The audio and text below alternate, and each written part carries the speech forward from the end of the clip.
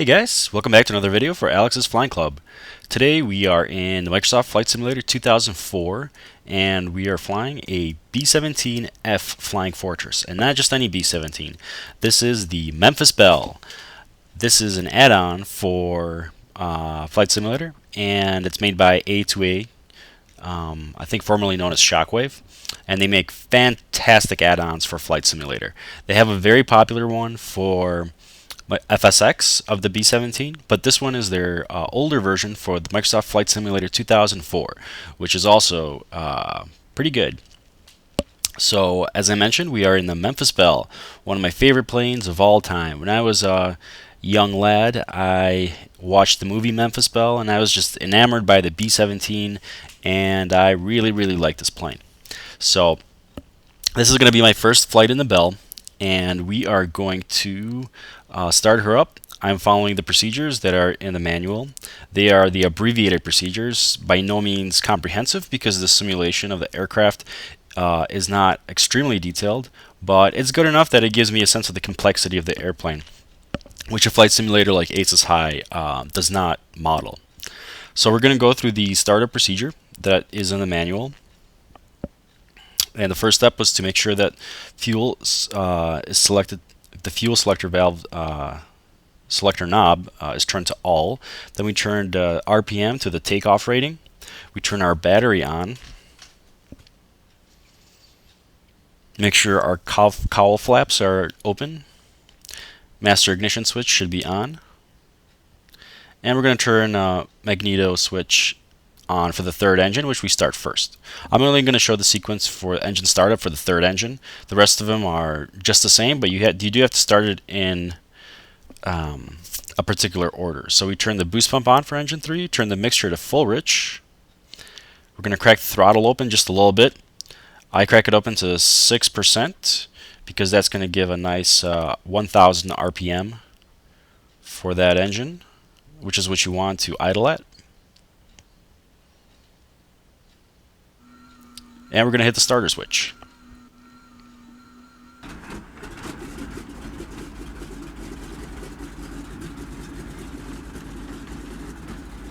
And there we go. I did bring up these panels, these three panels that you're seeing, because it's just easier to run through a lot of these sequences with those panels up. It's not quite like the FSX version, which it's kind of easy to switch between the pilot and the co-pilot seat and use the controls in the virtual cockpit. By the way, I just turned the generator on for engine 3. That's the last step. So I do bring up the panels.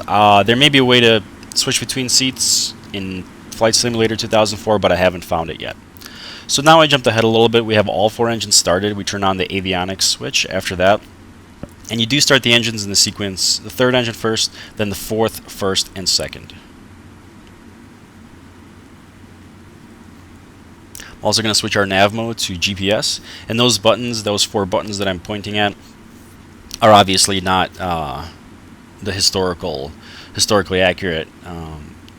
A2A has superimposed those particular meetings to those switches, which had different functions.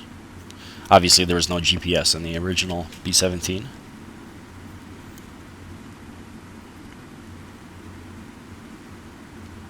We'll turn our lights on in preparation for taxi. Turn on the pitot heat.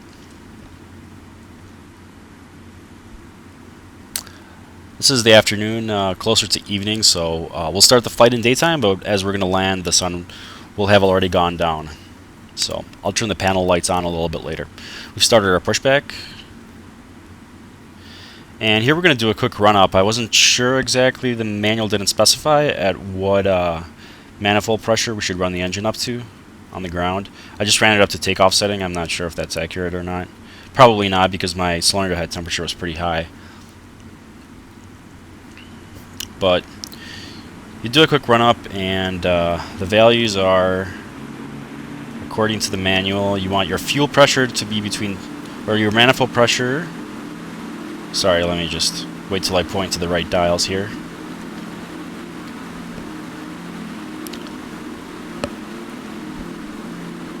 You want your fuel pressure to be between 12 to 16 pounds per square inch, so that's fine.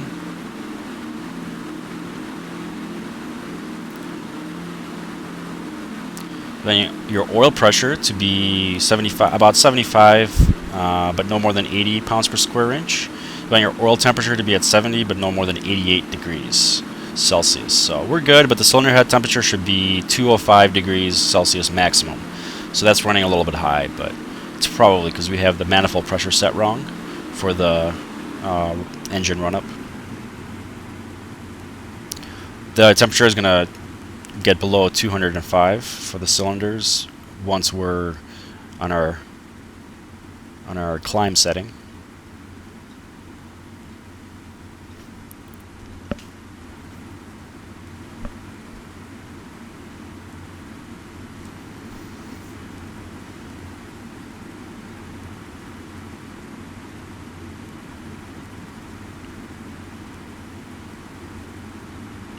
There haven't been a lot of videos for this particular add-on for FS 2004.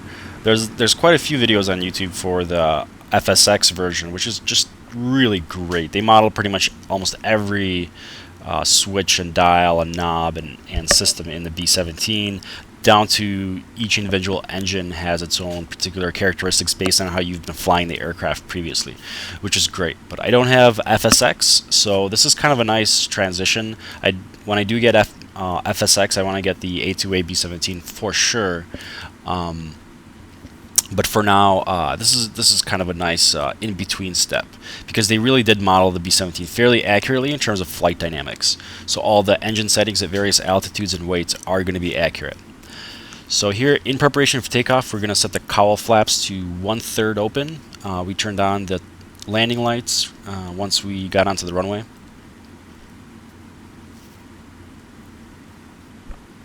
And by the way, these procedures that I'm following, they are the abbreviated ones listed in the manual. So I'm sure if you were to follow the ones in the B-17 manual, the historical manual, not the manual for the add-on, there would be a lot more complexity, and I'm sure I'm doing things wrong and taking shortcuts that I'm not aware of.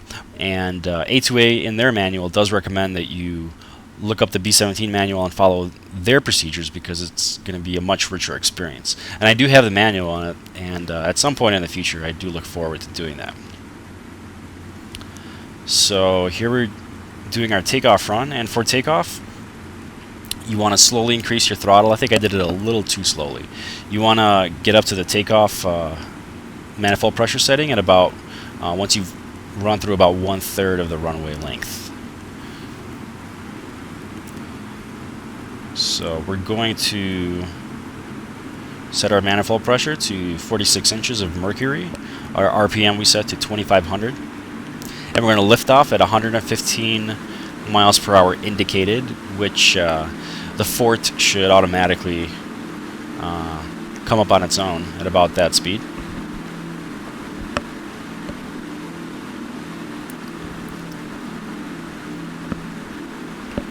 Once we have positive rate, we're going to raise our landing gear. And this is a light aircraft. In terms of my loadout, it's 50% fuel and no bombs or anything, so it got off the ground without any problems, and it's going to climb fairly quickly. Our cruising altitude today is going to be 10,000 feet, and I should have set that to about 17, which is maximum for VFR flying. Actually 18,000 maybe maximum. It's one of the two, I forget. But I am doing a VATSIM flight, so I have to watch out for those regulations. I'm actually not even sure if you're allowed to fly these historical warbirds on VATSIM, although I don't see why, because they fly them in real life using regular airspace. But I did everything I could to make sure I was following all the regulations.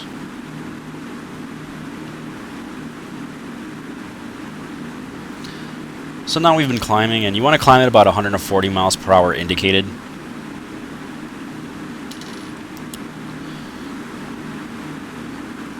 And we are flying, I should have mentioned this earlier, but we are flying from Great Britain to France, specifically from Cambridge Airport to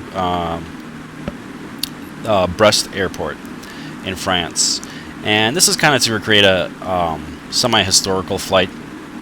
The Memphis Belle, on her first mission in 1942, flew to Brest, France to bomb German targets there, and the 91st Bomb Group, which the Memphis Belle was a part of, was based out of Bassingbourn. And that airfield is not active anymore, but the closest airport that is active right now is Cambridge. So that's why I took off from Cambridge and flew to Brest. I didn't fly back as the Belle would, of course, on the return trip, because this flight on its own was quite long. It took me over 3 hours to do this flight. Okay, so we're reaching our cruise altitude, and you see that I climbed about 500 feet past 10,000, and that's because you, reading the B-17 manual, it says that you want to cruise.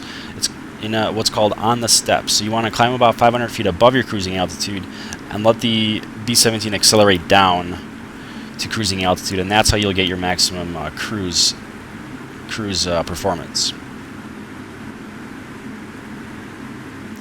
I put my cowl flaps to 1/3 open, but I do close them at this point, even though I don't show it in that clip, because your cylinder head temperatures do, by the time you're on cruise setting for your engines, they're not going to rise that much. So here I'm just keeping the course using manual flying.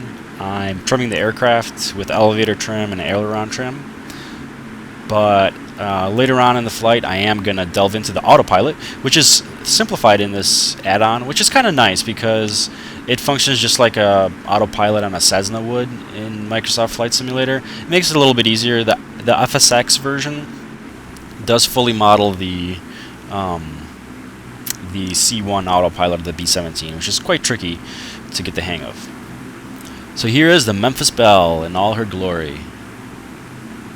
I usually don't do exterior shots when I'm actually up in the air. Some of you guys may have noticed in my videos, because I like to recreate the feel and the perspective from the pilot's cockpit during any given flight.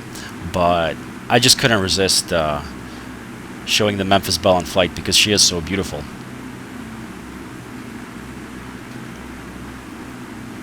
And you see the turbochargers on the bottom of the engines, those little circular looking things that are forcing air into the engine.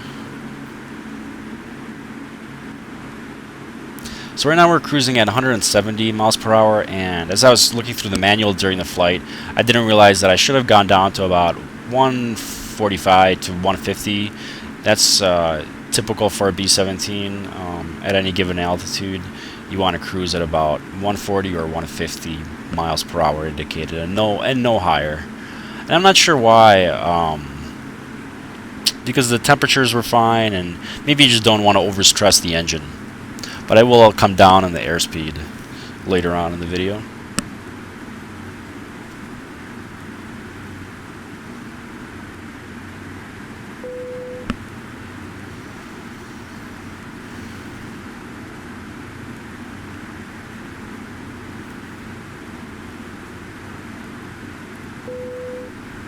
And here I actually do have the autopilot on. There's a master control switch, then the heading and the altitude hold I turned on, and here you can adjust the heading. It's really nice and simple. And looking at the GPS, it'll tell you what course you should be steering and your desired track. You can also adjust the altitude in this knob. If you do set a different altitude, you have to adjust the vertical speed before the plane actually climbs or descends to get to that altitude. And when you're flying, you want to keep checking the temperatures, the oil pressure, the oil temperature, and things like that.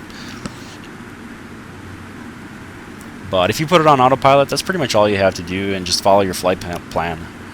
And it's a nice leisurely cruise on this aircraft with autopilot on. Here I'm trying to adjust the settings for the proper cruise performance. You see that my airspeed has dropped to about 145 miles per hour.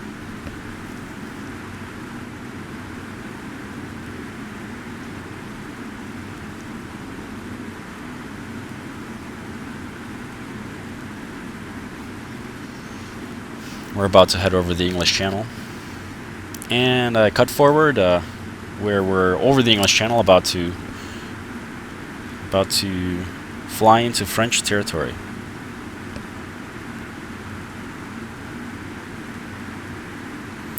French airspace, I should say. These clouds look nice, although this is a VFR flight. I'm pretty sure it's kind of iffy territory for me to be up here, because I don't know if these are exactly VFR conditions.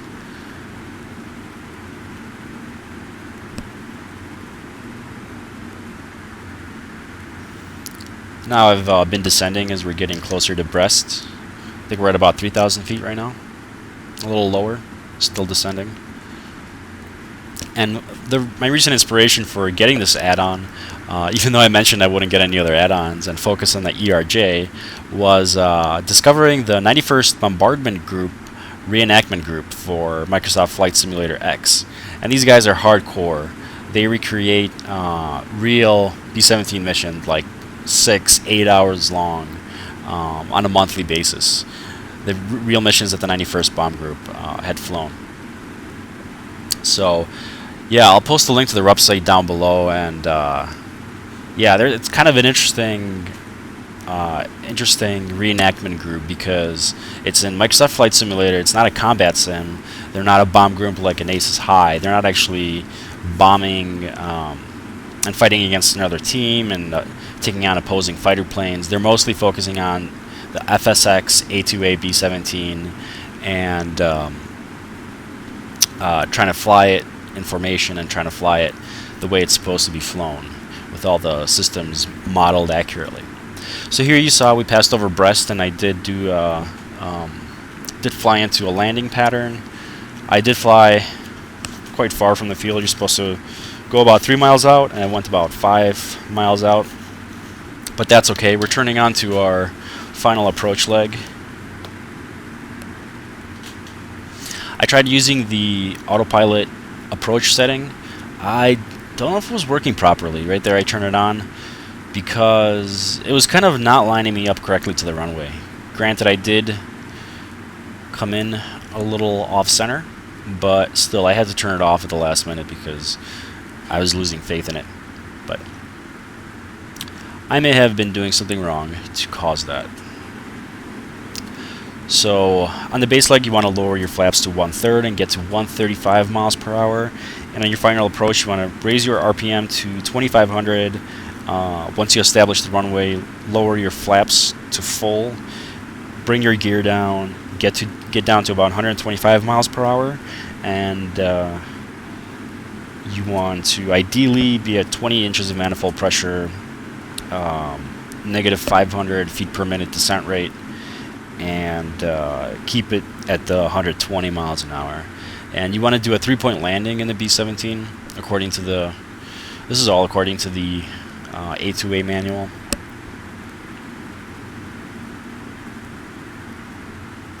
And I found that landing quite challenging because the B-17 doesn't quite want to drop down onto the runway as other planes would when you cut the throttle. It kind of just hovers in the air and loses airspeed.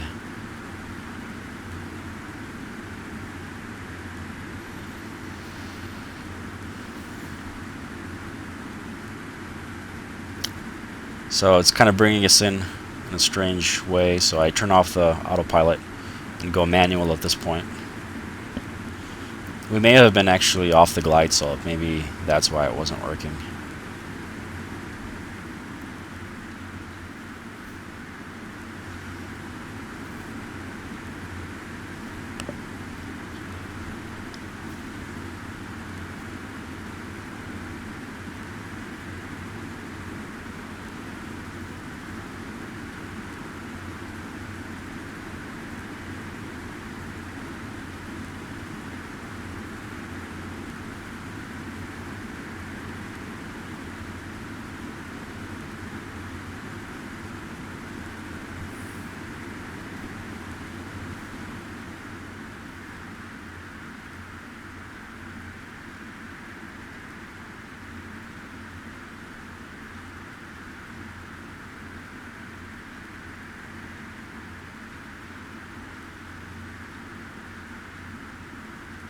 So my speed dropped quite significantly, down to about 85 miles an hour before my wheels touched down.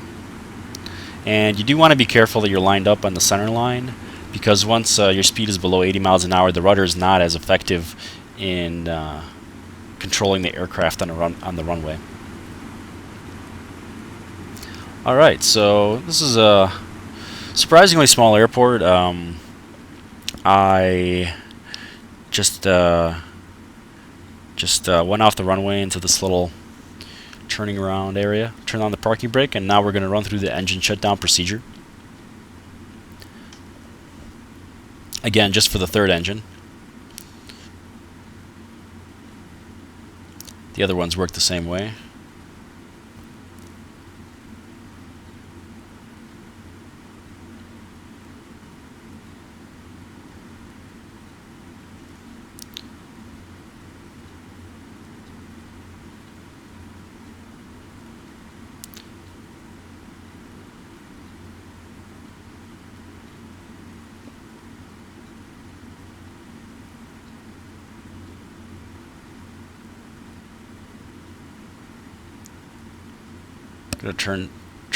I'm gonna close the, or rather open the cowl flaps. And this procedure, by the way, is not even in the manual. The A2A manual does not include it, and I didn't look it up in the regular B-17 manual. This is just kind of my own intuition. So this procedure is probably very much abbreviated and kind of ad hoc. But to turn off the engine, I know you do use the mixture, and you put it not to full rich, which I did at first, but to cut off. And you'll see that the third engine has stopped. I turn off the generator for the third engine.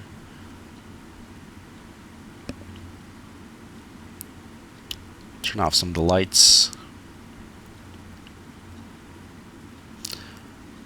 Turn off the magneto switches for the third engine, and I jumped ahead to when I shut down all the engines, and now we're in a cold and dark setup. Going to do a quick exterior view of the Memphis Belle here. So I hope you guys enjoyed this flight. I do want to do some more historical flights. I've gotten a nice freeware Corsair F4U for the Microsoft Flight Simulator, and I want to do a flight around some of the Solomon Islands where the VF-17 squadron operated. I'm looking forward to that. And I also did get, I couldn't resist, I did get the Real Air Spitfire 14 add-on for FS2004, which is really, really beautiful aircraft, really well modeled with engine damage and everything. So thanks for watching, guys. See you next time.